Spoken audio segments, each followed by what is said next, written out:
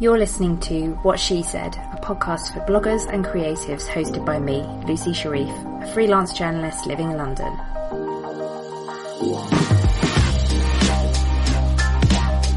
Each week I interview different women in blogging and the online world, getting their best blogging tips and advice, and a little bit of gossip too.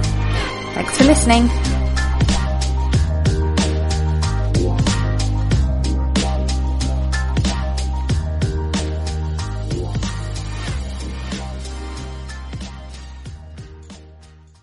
Welcome to another episode of What She Said.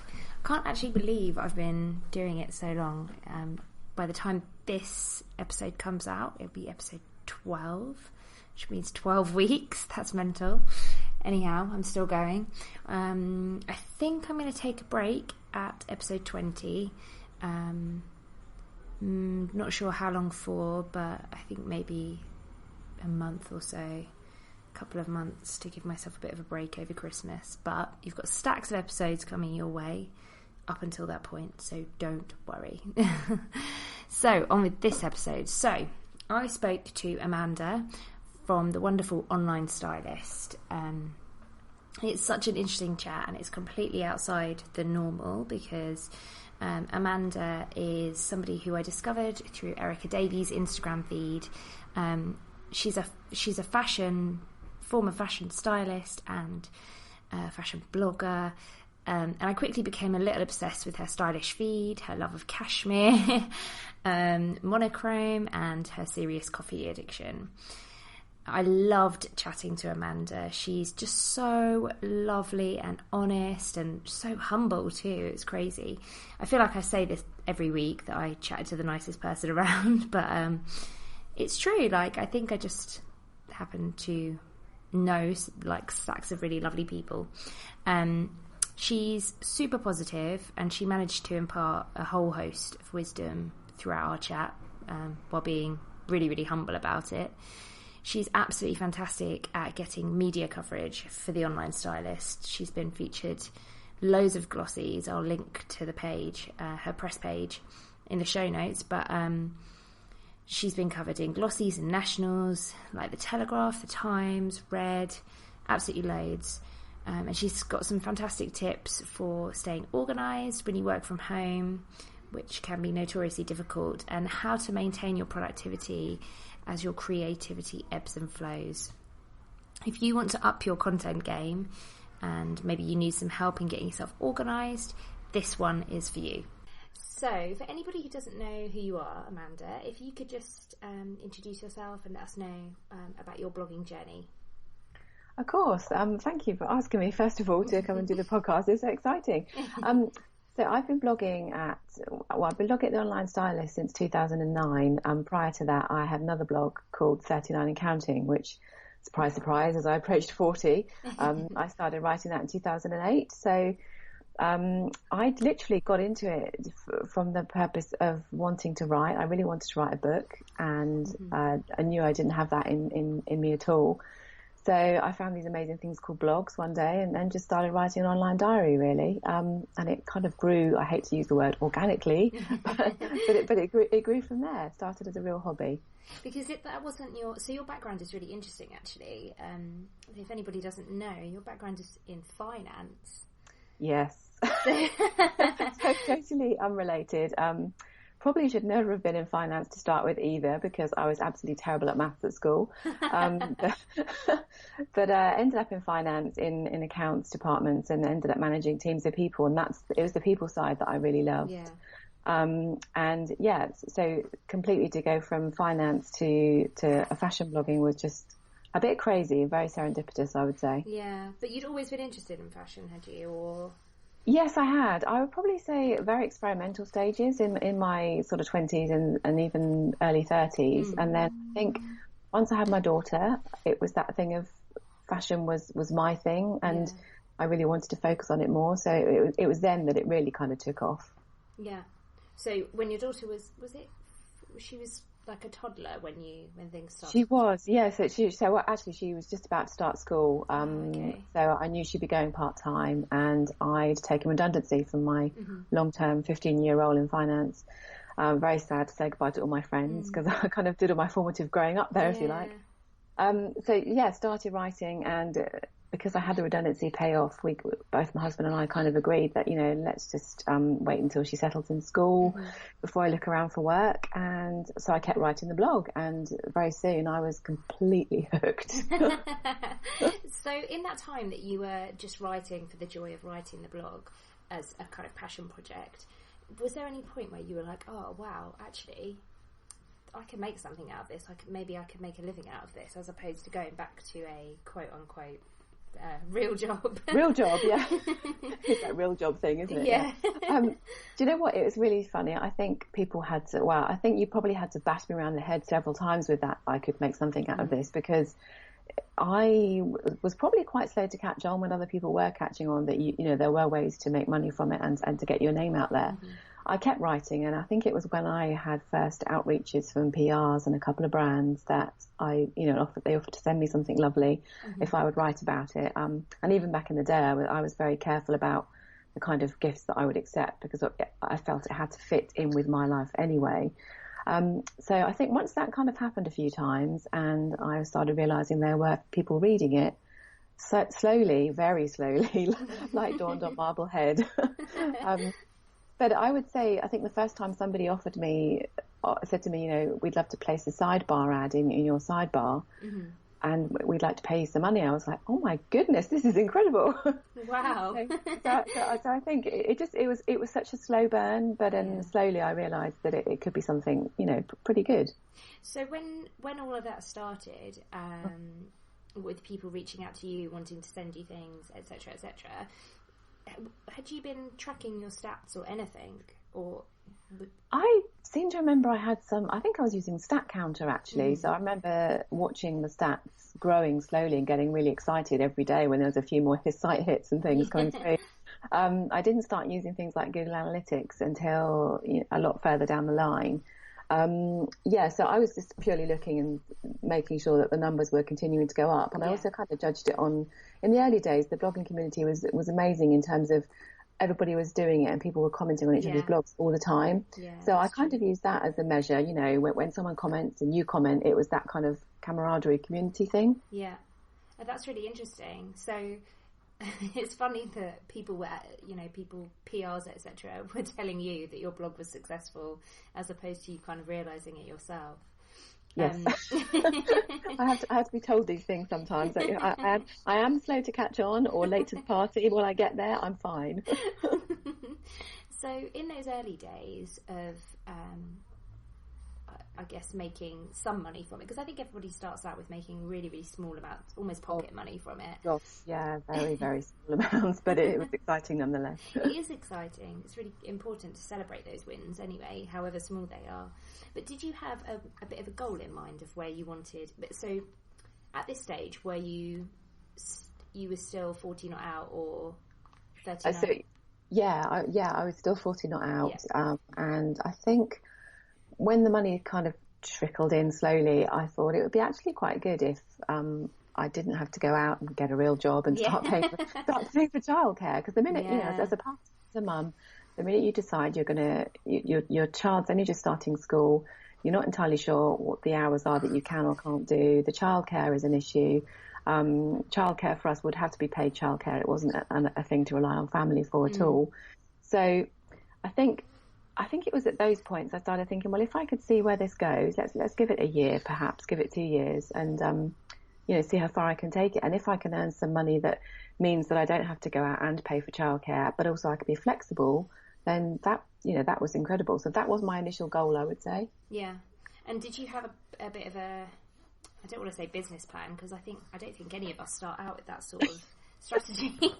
More's the pity. But did you have a bit of a plan of action for how you were going to achieve that? I would love to say I had a business plan, but I did not have a business plan. I guess the first plan that I possibly put into play was, I think a couple of years after 40 Not Out was going, I created this online style advice service because through the blog I would get lots of emails from readers asking for very specific style advice questions.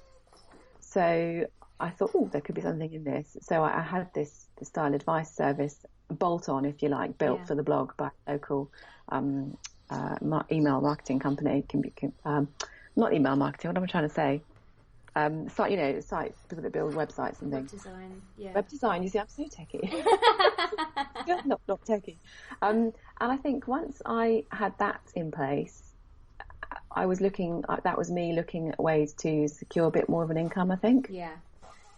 As a bit of an add-on to what you were doing.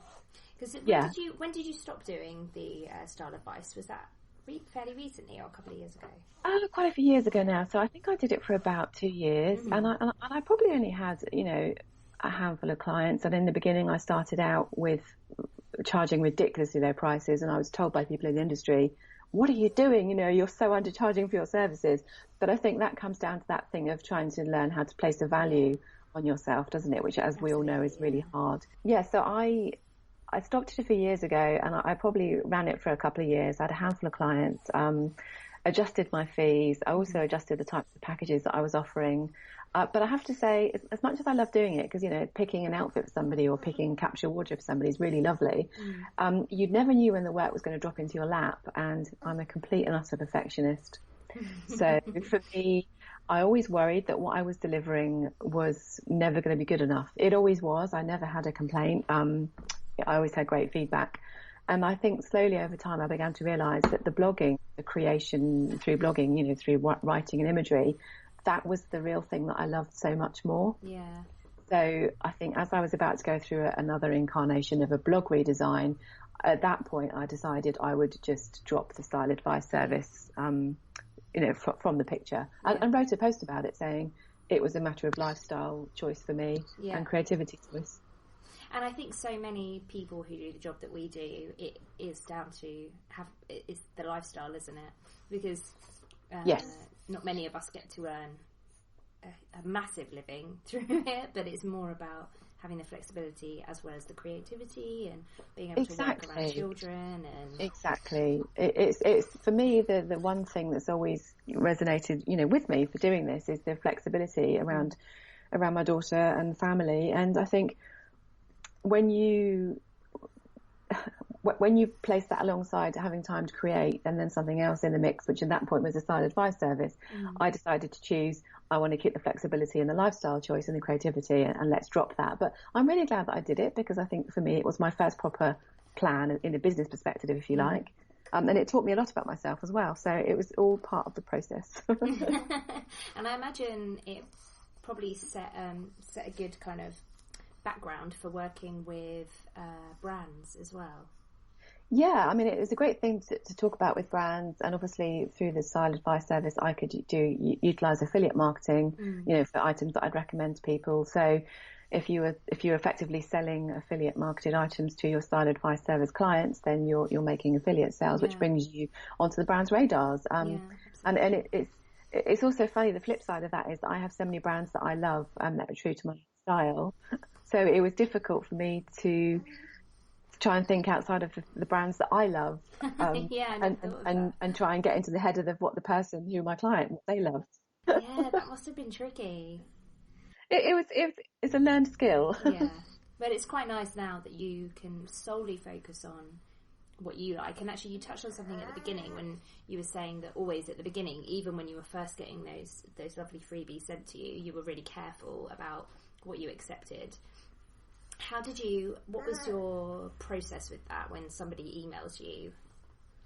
I think the question you first know is you react to your gut instinct. So if you kind of clap your hands together and go, "Oh, amazing," then you know it's a great brand fit. That means that means you love the brand and you love the product. And then the second thing now with my business head on is I also have to think about what my readers like as well. So I do have to like that. I have to like the brand and the product.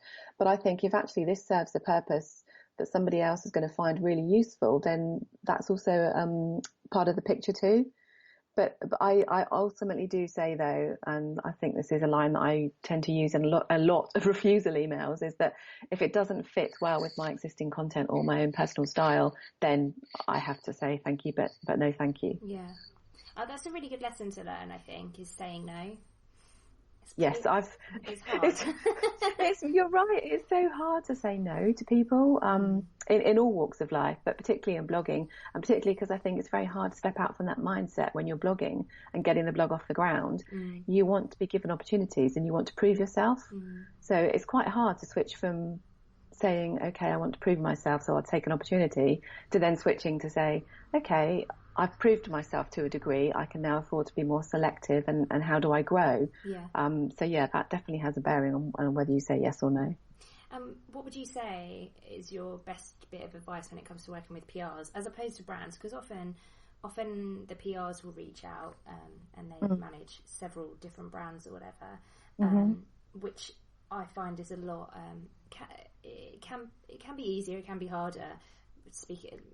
Liaising with a PR than liaising with a brand, especially if the brand is small, because it's, they're a bit more emotionally invested. But yes, so what would be your best bit of advice when working with a PR? It's exactly how you phrase it. I believe there is a phrase, isn't it? It's do unto others as you wish would be done to yourself, kind of thing. I think it's always be your very best, because and always say no politely and say thank you and just be professional, because I've always done that, but I've also come across those circumstances where I've said no to a PR about one particular brand they work with and explained why, which generally the answer always is, it doesn't really fit with my personal style, but thank you very much. And sometimes out of that, they'll come back to you and say, well, actually, now that you've said this, I see what you're saying, and I have this brand to work that could be a better fit. Yeah. And that has proven to be so. So I think everybody deserves respect and politeness. It's all too easy to sit there as a blogger and think, oh, for goodness sake, haven't you read my blog? Can you clearly not see? I mean, that's really, I think PRs do get a bad rap for that, and they have such a tough job to do. And they must be sifting through a gazillion blogs and Instagram feeds. So I think if you can help them, it's a win-win situation. You just have to be honest and polite, and it's a really small world. Yes. So you have to be really careful how you carry yourself. Yeah, I would completely agree with that. And also, yes, sometimes you'll say no, but if you do it in the politest way and explain why, then that will probably open up another opportunity for you. So in terms of your blog and growing your blog, specifically growing your blog from the kind of passion project that it was to a passion project that earns you money, what has been the biggest growth game changers for you? Funnily enough, I would probably say only in the last couple of years am I realising what do actually turn out to be great growth strategies or game changers, and that is to plan ahead. I mean, for me, I always say this, blogging started from an emotional place and an idea and creativity, and it's easy. You can carry on like that for quite some time, bursts of activity, bursts of ideas here and there. But that's very short term. And to me, that's instant gratification. It's like, great, I've got an idea for a post, let's do it. But if you don't plan for the long term, eventually those kinds of creativity opportunities start to run out, or they become harder to come by. So my biggest revelation, if you like, has been looking at the year ahead each year, breaking it down into quarters, and from there on planning in those quarters, and then planning on month by month basis, as particularly when it comes to content, it's absolutely key. So do you do that by kind of theming your months and looking at what's going on in the wider world? Yeah, I think what goes on around you obviously has a bearing, particularly what it's like in the fashion industry. There's things that happen that have an effect, but also lifestyle, and also where you are in your life, and also where your readers are, and I think in their lives, which I think you can kind of sometimes get a handle on by the types of comments that you get, or the types of conversations you have on Instagram. If someone says something to you repeatedly, in my late 40s, for instance, some of us, our kids are getting older, we're in a different stage, we're hitting the pre-teens and all that kind of thing.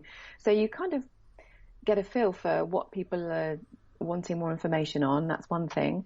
I do plan content seasonally, but I wouldn't say I do any themes, but in terms of that, I have regular post series that I do. And then the other spoke of the way was, of course, is looking at what brands I'd love to work with next. So I think if you're content planning all the time anyway, that's a brilliant driver for helping you when you want to pitch to brands. Yeah, That's a really good point. I think I have to say that I'm absolutely terrible at content planning. I schedule posts about a month in advance, so I'm kind of looking a month in advance, and that's as far as I go. And then I have a couple of regular series, but honestly, my content planning is terrible. Absolutely terrible. I completely feel your pain. I think it's a really, I don't know why it's a difficult thing to do when you're a blogger, but for me, it seems to be a difficult thing to do. And I think it's just the nature of the work that we do, potentially, that we're quite inspired. It's quick hit inspiration, isn't it? There's lots of distractions around. So I've learnt to take myself out of the rest of the equation for a day, a month, if I can, if not more, or split it into half days and shut down all emails, all notifications, everything, and sit down with a notebook and pen, good old fashioned, and thrash out some ideas. And then I can translate that into my geeky, spreadsheety, Excel editorial calendar. That's a really, really good tip, though, just to completely switch everything off and just go back to basics and get a notepad and pen out and then just brainstorm. It is, because the minute you dip into anything online, it's so easy to fall down a rabbit hole. Yes, it is. And that's what stops me from long-term planning, I guess, is oh look, it's something short-term I can procrastinate with. Let's go and do that instead. So I'm in actual fact, I'm just writing a post about something now about productive morning routines, because all of this stuff doesn't happen overnight. I've been doing this, I guess, with a business head on for the last 5 years, I suppose, out of the 9 years that I've been blogging. And I'd say it's only the last 2 years that I feel I'm finally starting to nail my work from home routines, if that makes any sense. And I think there's so many of the people listening to this podcast will either be people who work from home or who maybe aspire to work from home. And that's actually one of the things that I think we don't talk about enough, is that working from home is totally dreamy, but you have to have a lot of self-motivation, self-discipline. Yes, I completely agree. It is dreamy, because you can sit there in your jammies and, not shower until midday if you choose to. And sometimes that works for me, but other times you just have to be disciplined and you have to find your own ways and experiment with what works for you and your daily routines, and also when in the day you're most productive. How do you kind of structure your weeks? I get the impression that you're a bit more structured than I am. Well, you have a new baby, and my daughter's 12, so I think it's easier to have more structure when they get older, definitely. I think the structure from the weeks tends to come from the plans that I'm working on, and again, that all comes back down to the editorial calendar. So I'm now making my amazing friend Monica, who blogs at the Elgin Avenue, she's got me into macro and micro lists. It's incredible, and so having a bigger picture list and then breaking it down into smaller lists. So I know this week, for instance, if I have to write a couple of posts and I need to shoot those images for those posts, I'll get the images shot first when the light's good. So those are the things that I try and make flexible. Yeah. And it's different for me at the moment because we're in school summer holidays, so I'm literally all over the shop. It's all up in the air for 6 weeks, but that's fine. So normally my week is purely structured around content, and then Instagram as well. So I find if I'm running low on Instagram photo stock, I will spend an afternoon going upstairs to the front bedroom, which is my dressing room now, where the light's really good between 2 and 5, and shoot some pictures. And sometimes there may be involved, meetings about workshops that I'm running with Hero in Stockbridge, or the odd trip to London. But I think for the most part, it's home and desk based. And lots of planning time, which I'm surprising myself telling you this. Yeah, you sounding well. I'm not surprised really, because actually you've taken us onto something I wanted to talk about, which is Instagram. Because I discovered you through Instagram, and I'm endlessly amazed at the kind of level of quality content that you put out on Instagram, and I just don't know how you do it.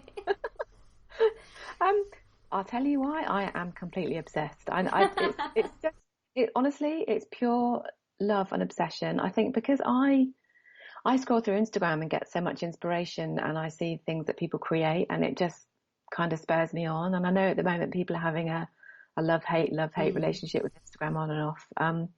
I think for the minute I looked at Instagram and found the first few accounts that made me go, oh, wow, look at that. That's so beautiful. As a profile page as a whole, from that moment on, I think I've been in this pursuit of 3x3 perfection. And I don't mean me saying this is perfect, this is my life, it's perfect, because for goodness sake, we all know it's just Instagram. But for me, I guess it's kind of an escapism, and I'm not artistic, as in I can't draw for toffee.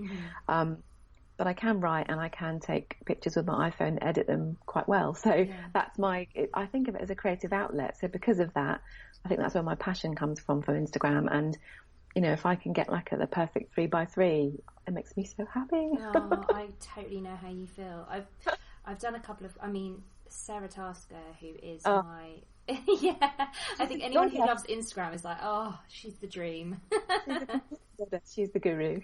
She is the Insta queen. So I think she said once, it's a bit like fitting together a jigsaw puzzle, and it is the dreamiest thing that's one thing that I do plan, is my Instagram.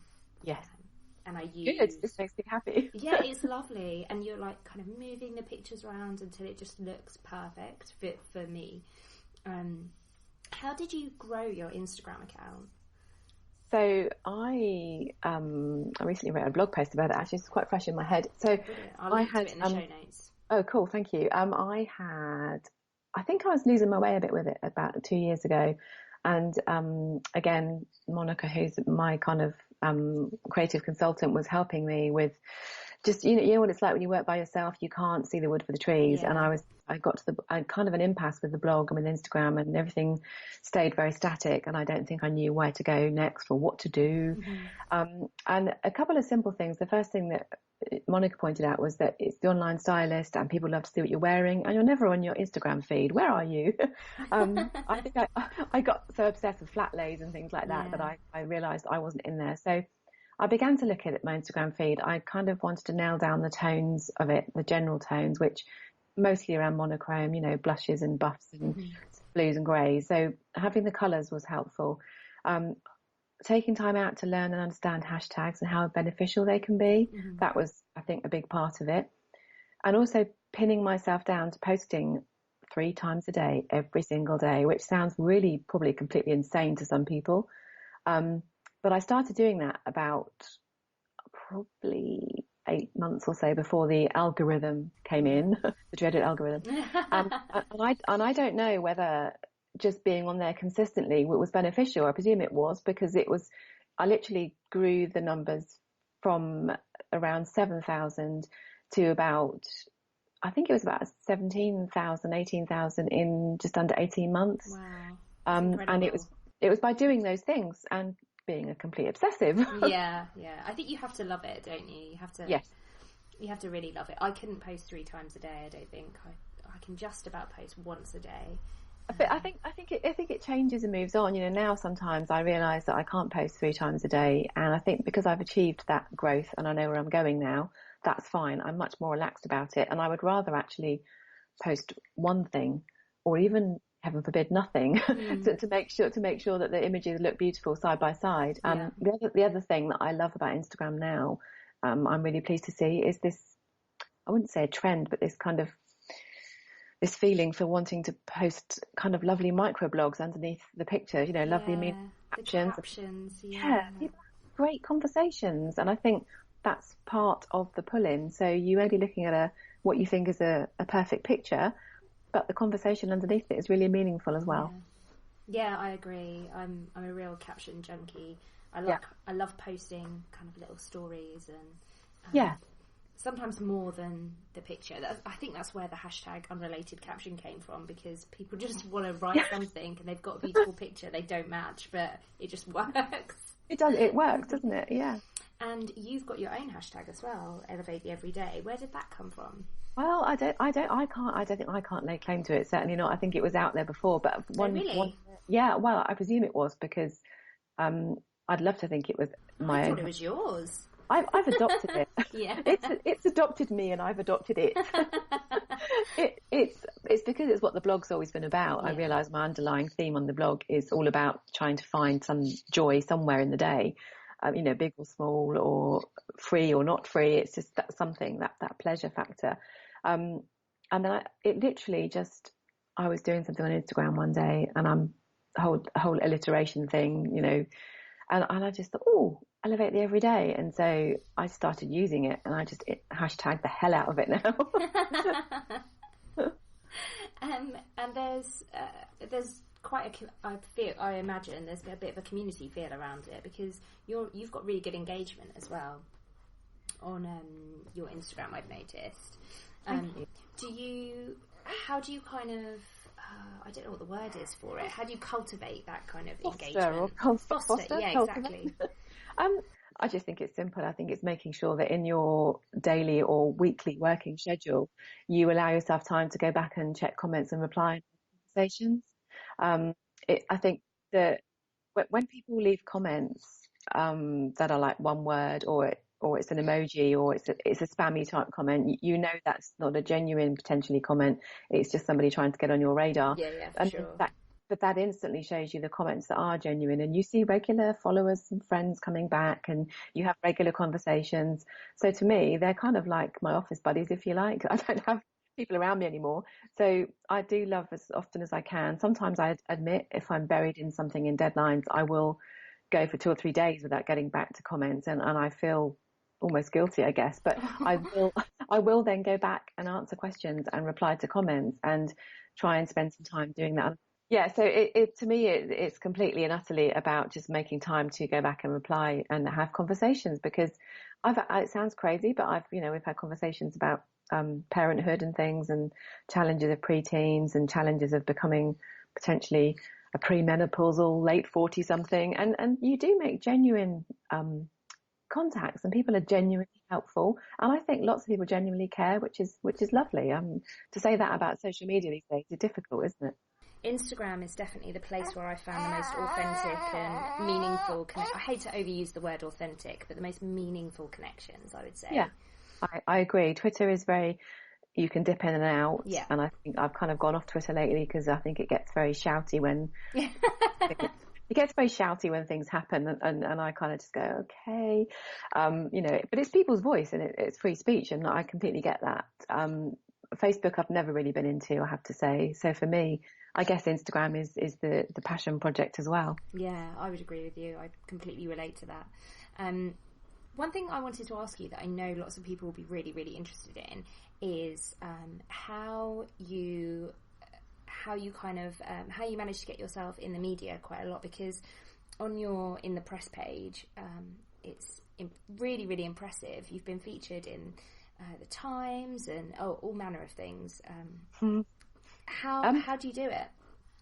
Fluke. I honestly hold my hands up and say it's just pure fluke. I guess what it comes from is being in the game long enough. I think potentially because there's wonderfully for me, and I'm really excited that people are embracing the 40 something plus era for women finally. Yeah. Hello. So I think because there's lots of us out there doing that and waving that flag, I think that's just become a thing on the media radar. So I think lots of the contact has come around and about because of that, which I'm completely all for, obviously. Yeah. I think sometimes it's just purely down to contacts. So people that I've met, so the amazing piece in the Times that broke as I was going off to Mallorca about the Instagrammers, they called it what the title was now, but the rise of the the rise of the middle-age or midlife or something, which I didn't object to in the slightest. Yes, I think at the end of the day, I know the lady that wrote the piece, she's lovely, and that's what I was going to come down to. I think that the editor will have the final say as to what they call it, and you're right, it's an attention-grabbing headline, isn't it? But that particular piece came about because I knew Alex from Where and Where blog, and we'd met at a White Company event. We chat on Instagram. That's the other thing, the opportunities from the media. I guess that's what Twitter is good for as well. If you're on Twitter, then you are on journalist radars, I think. So all the press that I've had, I've never gone out looking for it. It has come to me, and that probably sounds really big-headed. I mean, there's not an awful lot. There's not a lot of press on there, but I think over the years there have been some beautiful choice pieces that I'm so proud of, and honest to goodness, I really have to pinch myself and go, seriously, was I in the Times? That's ridiculous. It's incredible. And it may be, well, I don't think it's very small amount of pieces, but it's really quality coverage as well. which is lovely, and it kind of has longevity. You know, I'd rather say, you know, I had a big press gallery, and in there, if I could say to you there were 5 pieces that I'm really proud of, and then, you know, the Times, the Telegraph, and Red magazine would be among them, and that would never change. You know, that's such a massive achievement for me, and it really is. Really proud of it. You should be. I wanted to ask you a little bit about stumbling blocks, because I sort of feel like every blogger goes through however long they've been doing it, whether they've been doing it 10 years or 3 years, or even 3 months, they go through a bit of a journey, and there's always a stumbling block, and I'm always interested to hear about it. Completely. I hands down agree. There are many stumbling blocks. They can come in the form of, I think, creativity just drying up. Sometimes life puts you in a place where you just think, you know what? All of a sudden you can turn around and think, this feels completely frivolous. I'm not in the mindset for this. I don't want to do this. For me, I've had a few of those moments, just things that have happened in life, but I think they pass quite quickly because it is a passion project at the end of the day. So my instinct and love for it quickly resurfaces. So I think for me, the biggest stumbling block is probably working by myself and for myself, and not knowing which direction I should be heading in sometimes. So as a way, any advice I would give to get around that would be to seek a mentor or a creative consultant, or, you know, build your own community with fellow bloggers, because you so really need someone to bounce things off of. That's a huge stumbling block, is not knowing which direction you're going in. And I guess another one would be to bury your head in the sand and say, well, I'm sticking with what I'm doing because it's what I know. If you don't step outside your comfort zone and learn new stuff and pay attention to where the world is going, as in the online world, I guess there's a danger you can be left behind. People want new things all the time. That probably takes us on quite nicely to what's going on for you this year for the Online Stylist. Which is another brilliant hashtag. Is it TRS Refresh 2017? Yeah. It's do you know, I'm so excited. I love Christmas. If anyone that knows me on Instagram knows I love Christmas. And at the moment it feels like Christmas is coming early, because the thought of unveiling the new blog design in September is just, I'm so excited. Yeah. I can't wait. It's been about 3 years since the blog had what I call a facelift, I guess. And it's not just about the aesthetics of it, because I think I know my aesthetics in my head. I feel like I've nailed that in my personal life and blog life, if that makes sense. Yeah, absolutely. It's also about reader experience. So I looked at the blog and realised that the ability is not there for readers to click around and find different posts in different categories. It's all just scrolling. So I want, as well as it to look beautiful, I'm stepping up my content game, so the quality of the content I hope continues to improve, but also the reader browsing experience will improve as well, because those are the things that will keep your audience growing and fed, if that makes sense. Yeah, absolutely. Probably all too often we forget about the reader experience and navigating around our website and how they do it and if it makes sense, and because really you want people to stay on your website for as long as possible. Of course you do, and I think you're completely right. You lose sight of that because you're focusing on the creating side, and you have to think about how are they getting on when that post lands in their inbox, or they find it via Twitter. What do they think when they land on your blog, and how easy is it to navigate, and are there any other pieces on there that might be interesting if that's the kind of thing they're into, I guess. What kind of prompted it? Do you know what? It's funny. It all started this time last summer. I kind of I think I picked up on all these slow hashtags, the simple life and simple pleasures and all that sort of stuff. And I picked up a whole new raft of beautiful, muted, slow down kind of stuff. And it's really funny. It was a bit of a revelation for me. So for so long with the blog, I was trying, I guess, to emulate the whole London thing. Lots of London bloggers, who I absolutely adore and I love to see because I don't live in London. They were having pictures taken in front of beautiful monochrome buildings, and so that aesthetic obviously completely appealed to me. And it was the London life. And when I do go to London, I love the London life. The buzz in the city and the amazing places you can go to eat and the shops. Of course, it's just fantastic.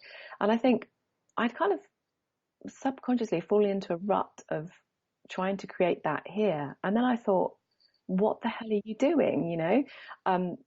This time last year, my daughter was just finishing primary school, about to start senior school, and it was a real seminal moment. And I had all these thoughts of, oh my goodness, life's going so fast.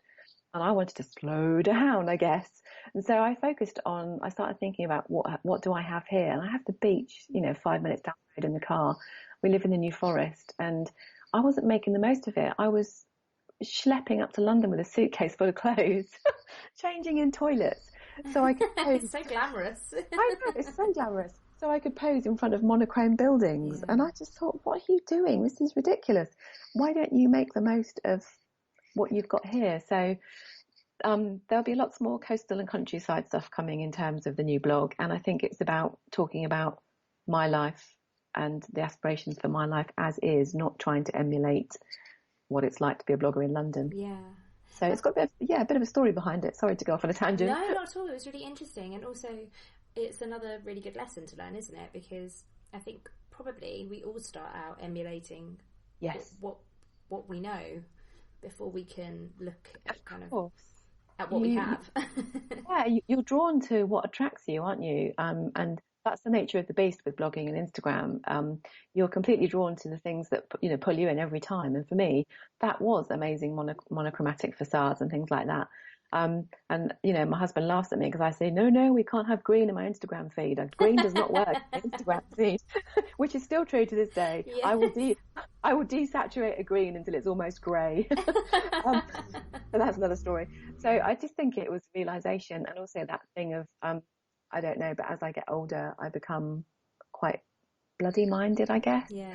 As in, do you know what? This is me. This is what I like. And if you don't like it, then that's okay. There's somebody else that you will like. Yeah. So I think I'm not afraid anymore to try and do my own thing more. And in actual fact, one of my blog posts that's coming out on the holiday is, I pulled a kind of a phrase out of nowhere, I think, and it's about blogging and the theory of reflect versus collect. I think we collect so many ideas, but actually this year I've taken time to reflect, as in, who am I and what is the Online Stylist really about? Gosh, that sounds really deep and stupid, doesn't it? No, it's brilliant. So where can everybody find you online? Okay, so probably let's talk about the blog. It's www.theonlinestylist.co.uk, and that will stay the same for the new redesign in September. And then the next place you'll always find me is at Instagram, which is at Online Stylist. And on Twitter, I have an underscore. I've learned to love my underscore, so I'm at _ Online Stylist. Perfect. Thank you very much. Thanks for having me. Thank you so much. Thanks for listening to What She Said. And if you like this episode or any of the other episodes, please think about giving me a lovely rating on iTunes. I really appreciate it. If you want to connect with me, head over to my blog, wanderloose.com, or hit me up on Twitter, Instagram, or Pinterest, where I'm at wanderlooseblog.